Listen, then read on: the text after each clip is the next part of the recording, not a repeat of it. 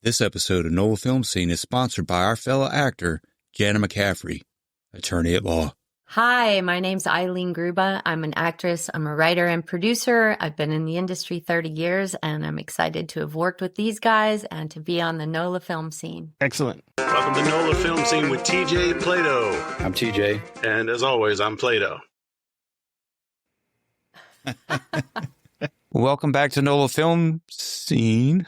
Good to see you again. We can't thank you enough for being on the show. Thank you. So what's going on with the film, guys? The film, folks, is This Soldier's Heart. And it's a story about PTSD and how a soldier is and a cop, and they are dealing with it. So Eileen and I have a mutual friend. His name is Jim Vess. And when we were looking for actors and actresses, he and I started talking, and we reached out to you to play the sheriff's wife. And you graciously accepted. We got you down here. It is in post-production. We filmed last March of 2024, February. And so it's close. We're hoping to have it done by Veterans Day. That'd be nice. It would. How many veterans did you have working on that project? That's a good question. I don't know the answer. I know at least one. Who is on this podcast over there with the long beard? TJ, you're a veteran, but I thought you are too, no? No, I did not serve. Got it. So TJ, did you help write the story? I didn't. I actually didn't meet Matt until that project. Brian helped me get involved with it. Since then, Matt and I have worked together a pretty good bit. But up until then, no, I had very little involvement in it. I was just thankful to have even a small one-liner at the end of it. And I almost played the sheriff. So I was almost your husband. So when Matt and I got together, we met at a coffee shop and we started talking about the sheriff's role. And he goes, look, you're in your 50s. The sheriff's in his 50s, but you don't come across as in your 50s. I'm like, what am I going to do? Argue that he's telling me I'm too youthful? And so Jeremy London had been my teacher a few times. I took his classes on Zoom, and that's how we got Jeremy.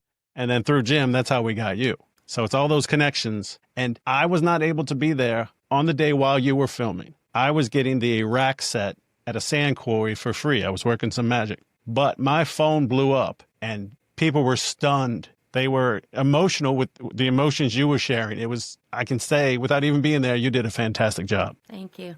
That was a challenging little character to pull off there. And we'll keep it under wraps until the movie comes out. Yeah. We won't say what's happening, but yeah.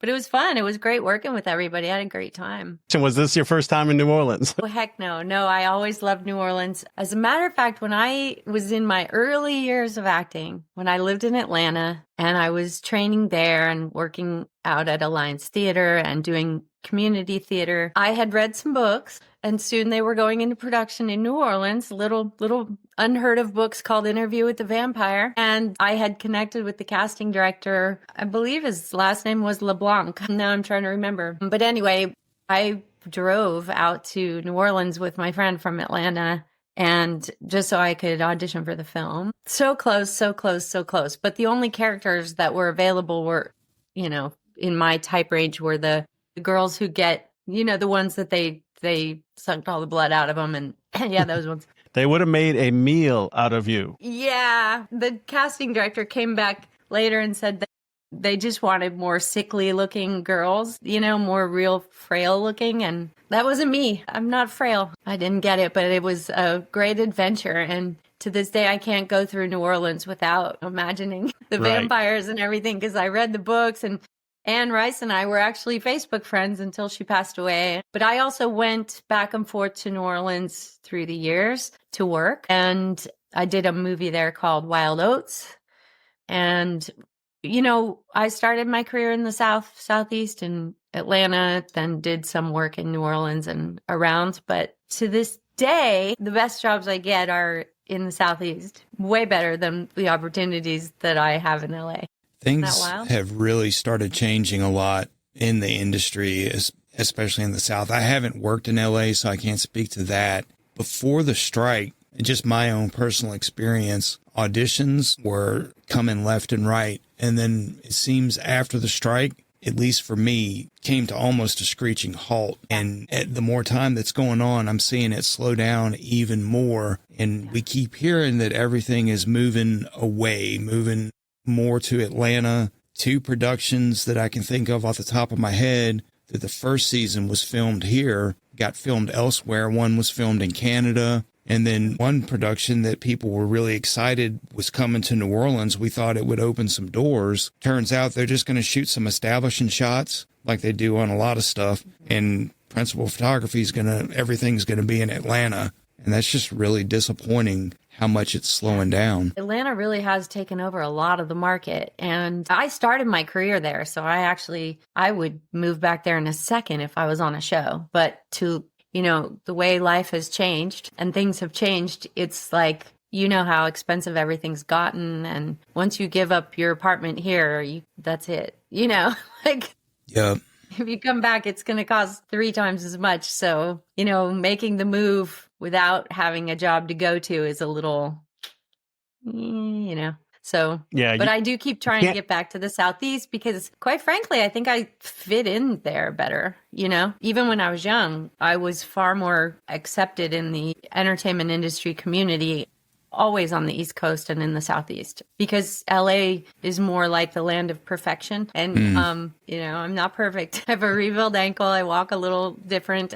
But that didn't seem to bother anybody in Atlanta, and it hasn't seemed to be a problem in New Orleans. Even when I worked on Wild Oats with Jessica Lange and Shirley MacLaine, wow. I was like, I hope they know, because they just asked me to come through a bank and run out into their shot. So I was like, I'm happy to do that. I just hope they know it's not going to look like your typical runner. And so I went up and whispered it to the director. I'm like, I'm happy to do whatever you're asking me to do. I just want to make sure you know that I have a rig, so it's going to look a little different. And he smiled and he said, I'm fine with that. And that was a beautiful thing, because people haven't typically been known to be fine with it in our business. Right. So when they have been fine with it, I am grateful. And for example, the movie that we did, it just didn't matter at all. And in life, it shouldn't matter at all. I'm more active than most every female my age, but I do have that knowing that throughout the years in Atlanta, they were always cool about it. Even when I was going through surgeries and on crutches and all that, they were always really super cool about it and open. So I miss the Southeast. I feel like I fit in a little easier there. Always keeping in mind, TJ and I did it's called the 7 in 7 film, 7 days to make a 7-minute film for the Abita Springs International Film Festival. But we made a Western, but we want to take that and expand it out. We want to take that out and expand it to a full feature. And so when we do that, I'm not going to say when, I'm going to give you a call. Whether it's a school marm, I'm not going to say you're going to be the can dancer, or, I'm going to find your role because we want you back. I can do you want the can dancer? We'll do it. But I can also play a school teacher, so that would be an interesting character if she did both. Yeah. I have to say, I had such a great time, when Jim reached out about A Soldier's Heart, and I had no idea what I was getting myself into at all, 0. And I knew it was low budget and all that, but I had no idea of what the budget was or any of that stuff. And, my gut was just saying, well, be open, just see what happens. I know a lot of people just, their agents or something will turn something down just without even checking with the artist. And so I was like, just be open. And then I had my little phone conversations and meets with them. And I was like, these are really nice people. I'm like, I'm going to go for it. And so, it was an unusual circumstance, all of it, even where they put me up and with a family that was there and everything. And part of me was like, And then another part of me is like, well, that seems safer than being alone somewhere in this town that I don't know very well. In the part of New Orleans you were going to be in, I don't know very well. So I said that feels safer for me as a single girl who doesn't run well, as we've established. Yeah. And it just turned out to be such a beautiful experience. Even just the way Matt did everything.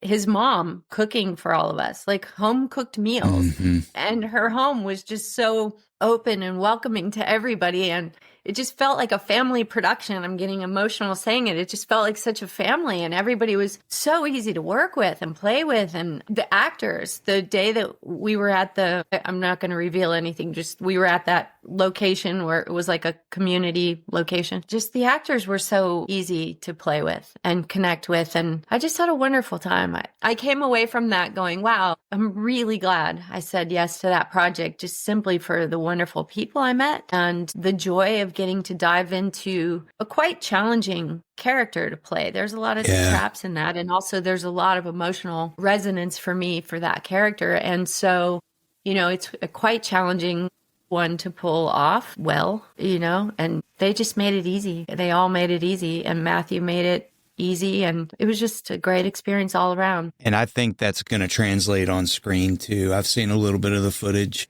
and I think that closeness and that family environment, I think it's going to translate, because I think a lot of people walked away with a similar experience. I really enjoyed that shoot, and at the time that was one of my first features that I had. Yeah, that was probably the second feature that I had been in at that point. I had been on set on smaller things, but that was the first one. And I walked away with a lot of friends, and it was, I'm not going to say life-changing for me, but career-wise, it really was a great experience. And it was unique in that Matt obviously has had a lot of experience in the industry. And typically what I've seen through the years is that when something's really, really low budget, that's when the people running it will be either very fear-based or very condescending, which is weird, because that's when you're giving them basically your time, because they really can't afford to have you there. And, you're giving them your time. I've turned down stuff just because of the fact that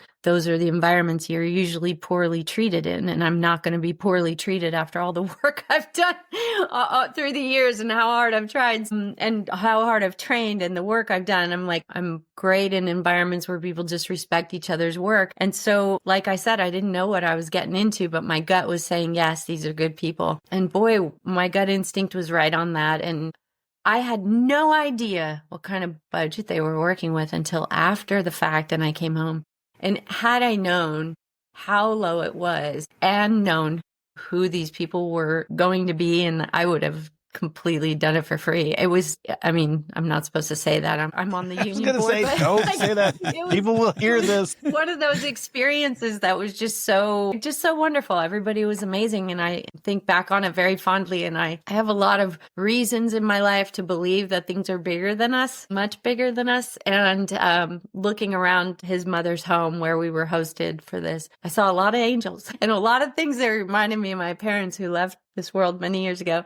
And I was like, okay, I'm exactly where I'm supposed to be and meeting the kind of people I'm supposed to be meeting. And I'll take that away with me no matter what happens with the film. It was a wonderful experience. And I think the actors there are really gracious and kind. And I hope that we all do get to do a lot more things together. I told Matt, I have a film I've been working on for New Orleans that I started writing years ago because it was inspired by something experience that I had. And then it's a fantastic, meaning like Harry Potter, fantastic kind of movie set in New Orleans and in the swamps surrounding. So I've got to finish that one and get it out there.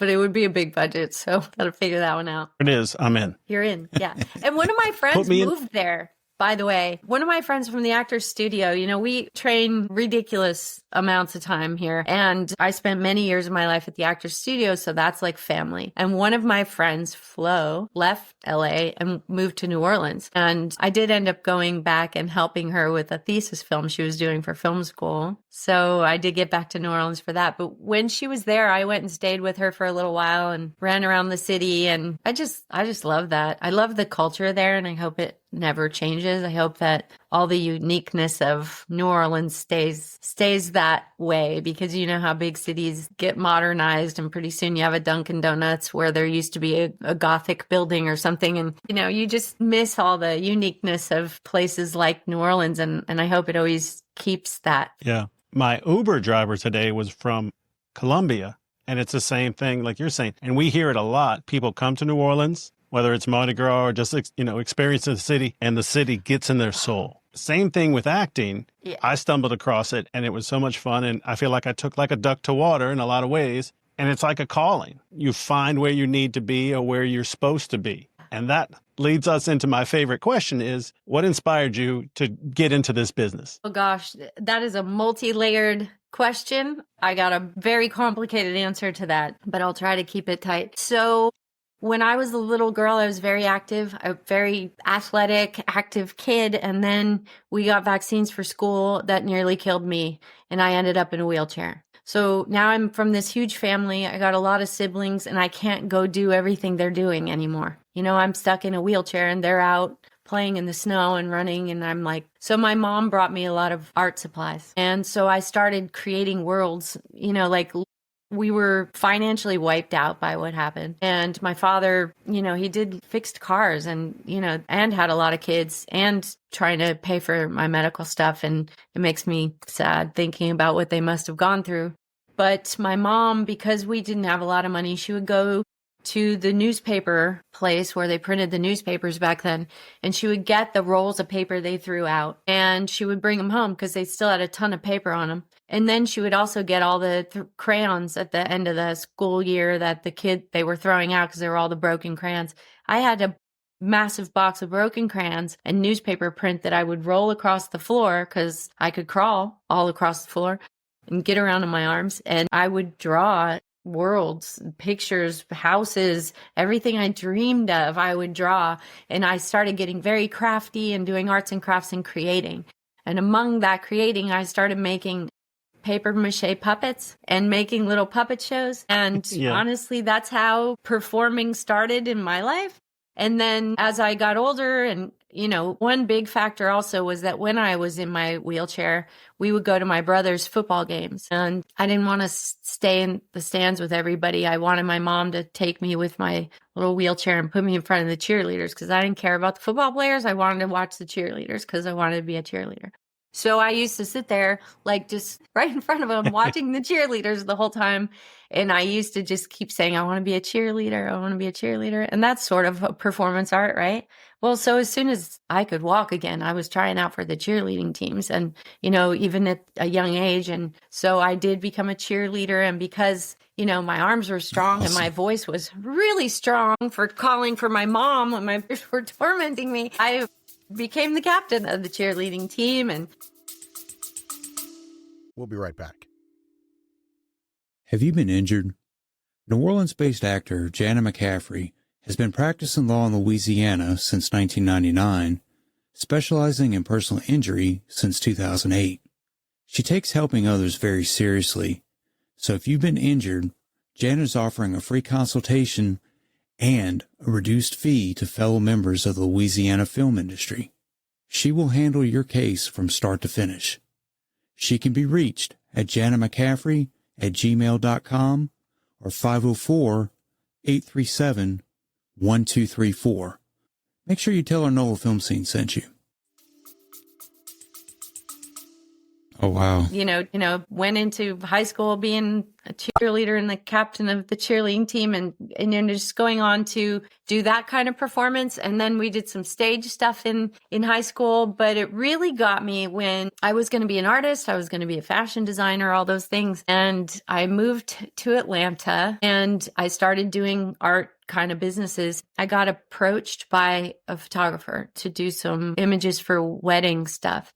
And that experience led to some great photos, but the photographer there was something not right there. And I thought, I'm not going to be a victim of some weird man. And so, gotta trust your I grew up instincts. with 6 brothers and I knew how to fight, right? So I just was like, this is a really uncomfortable situation. I got myself out of it. And I thought, you know what? I'm going to train and learn this business. Otherwise, I'm not going to be in it. You know, like I don't know enough about modeling at the time, like to know what's authentic or what's real, you know. So I started training and I went to classes. I took classes in Atlanta and then I started training at Alliance Theater, and then I learned about the business. And I started doing musicals at my church, and it just went on from there. And when I started having rebuilds on my leg, because, you know, jumping around and doing all the things I do when I grew up in a wheelchair caused a lot of issues. So I started having surgeries, and the people in Atlanta were just so wonderfully gracious. And I mean, I was doing musicals even when I couldn't walk up and down the steps. We got so creative with it. Like I remember being in construction boots under a long gown, playing one of the sexy girls in the Beauty and the Beast and having to saunter up the aisle. And I'm really good at sauntering because I had construction boots on, but the gown hides the stuff. And when I get to the steps to get up the stage, I couldn't go up the steps. So they had this big guy playing Gaston, and he just came down the steps, picked me up by the waist, spun me around, and put me on top of the stage.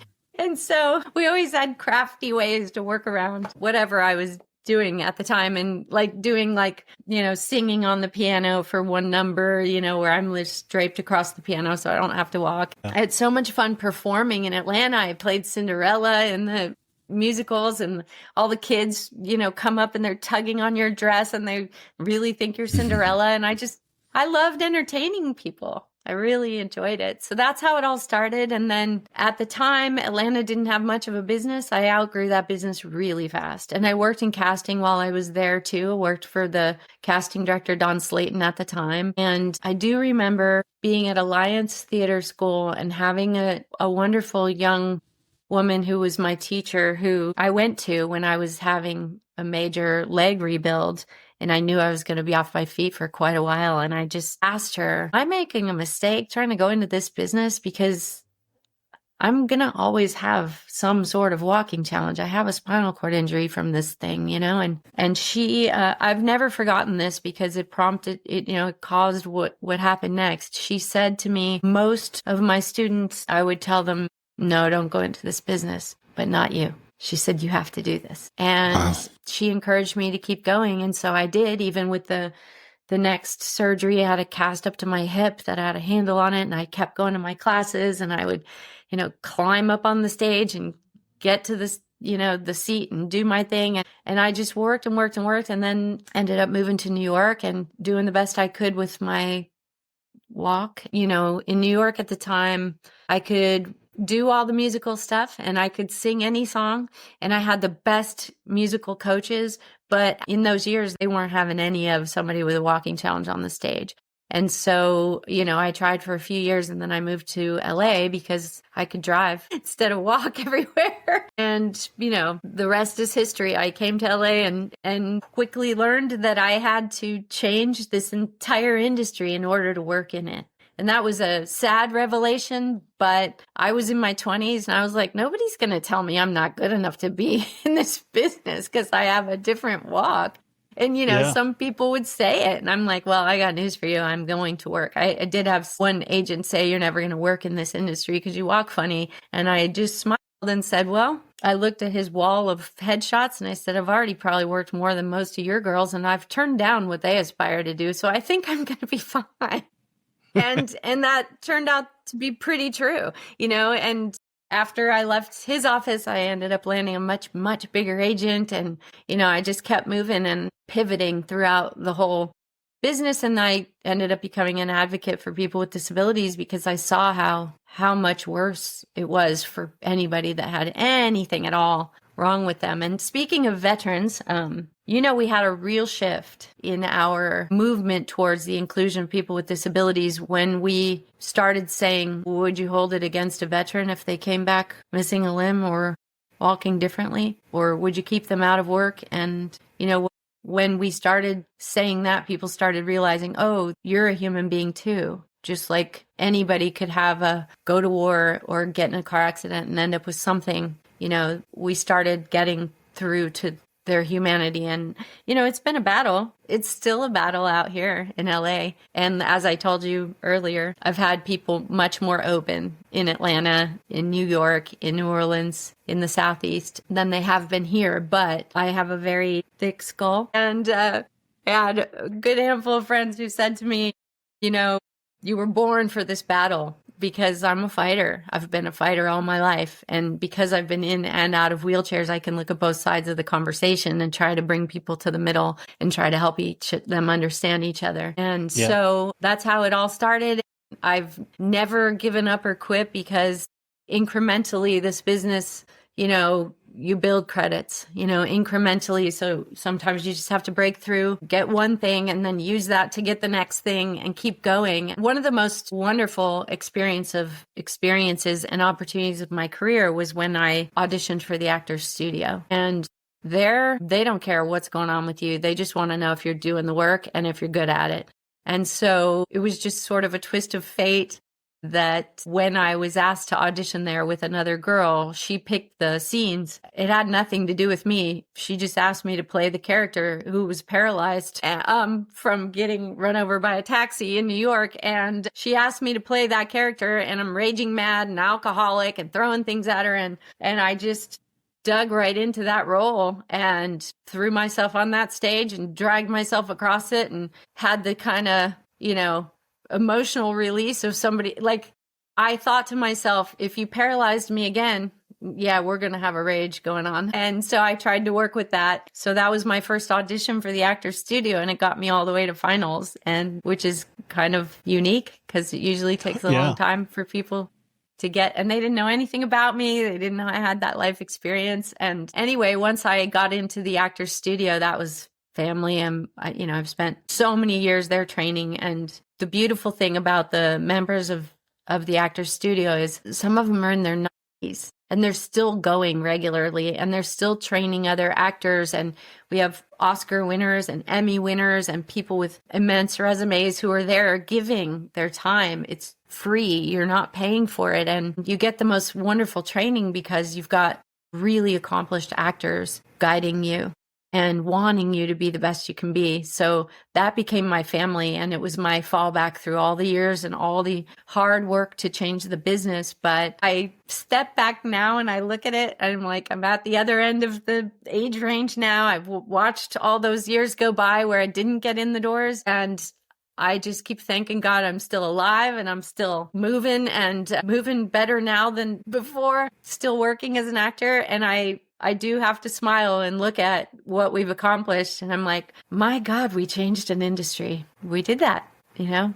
was a hard battle, but people with disabilities are now being included and put on that screen. And, veterans are being included and doors are opening, and we still have a long way to go, but we did it, Beautiful. That epitomizes what an actor needs. You have to have the love of the craft and then the tenacity to never let anyone stop you. Yeah. And you had the additional hurdle of dealing with that disability. And then instead of just, I'm not doing it, I'm going to take it on and I'm going to make it better for the next person. That's a great story. Because my little 5-year-old inside of me remembers well what I went through and how people treated me, and the times where I wanted to quit, because this business can be brutal. Making a living in it, as you know, making a living as a working actor is no small feat. Like less than 3% of our union makes an actual living.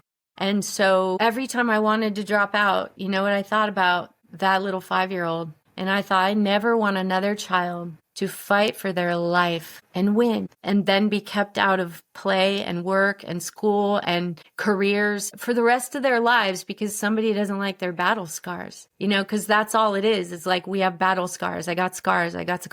Okay. So do veterans who came back from war. So do people who've survived car accidents or cancers or, all those things. And, I've outlived a lot of people, and I'm still here. I'm older than my mother ever lived to be. I keep thinking, for those kids, I'm going to keep going and get there. And little by little, those career credits add up and that exposure adds up. And I tell people, please don't give up your dreams. If it's your dream, if it's truly your dream and you've done the hard work, you have to do the work so that it's easy. So what you were talking about on the set, Brian, was there were a handful of people watching me do what I do and saying, how do you do that? Decades of training, decades of putting myself in that position and putting myself on the stage in front of a lot of critics and thousands and upon thousands and thousands of auditions and rejections, where to the point is like literally the rejections water off a duck's back to me. I'm like, okay, fine. I don't really care. Next, moving on. And, you get to a place where you've got very thick skin and a very hard head because there's a reason you're here and you have a passion for it. And you have to have that passion. If you just want to be famous, just go find something else to do. If you want to be rich, I would definitely go find something else to do, because the reality is a lot of people don't know that the majority of actors are starving. The majority of actors are not making their health insurance and have 5 roommates in LA to try to survive, or they have their parents paying their bills even when they're in their 40s and 50s. And I'm not joking about that. So that's the majority of people. And some of them are extremely trained and talented people, but you have to be tenacious and you have to have a purpose. You have to have a reason. Like, I have a strong reason. I don't want another kid to ever go through that again. I want these kids to be seen in a different light and seen for their strengths, because these are the strongest people on the planet. The ones who've been through more are stronger than the ones who've been through less. That's just the bottom line. If people have survived, they are your survivors. They are stronger. And so it's a perception shift that I'm still working on. And it's why I write and I do all the other things I do and keep opening up to creative opportunities wherever I can so that I can keep making this impact happen. And I thank God every day that I get to stay in the game and play. I have so much fun when I'm working. I just love working, especially with creative people and artists. And that's one of the things I really liked about Matthew Carroll is he's very creative and he's courageous and he tries and he does go after what he wants, whether he has this many resources or more. And he just keeps going. And that's what it takes in our business, really. Yeah, agreed. Sorry, I'm a little choked up here. I saw that. It's a touching story and it's so inspirational. Okay, we're going to stop right here because we've had so much fun talking with Eileen and learning so much. And this is such a great episode. We're going to make it 2 parts. So come back next week and hear the stunning conclusion.